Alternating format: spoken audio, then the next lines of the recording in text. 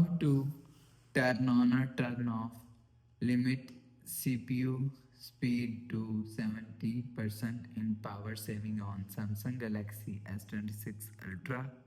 So let's start the video. First of all, go to app library. Now here, so click on settings app. Now in setting, scroll down and click on device care. So you will see device care is here, so click on device care. Now here, so click on battery. So after click on battery, click on power saving.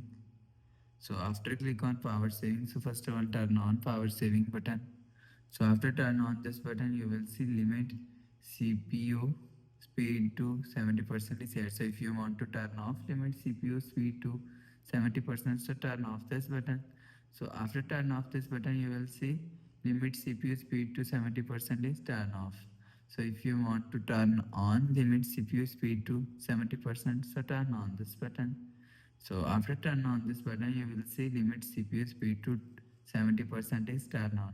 So you will turn on or turn off limit CPU speed to 70% from here.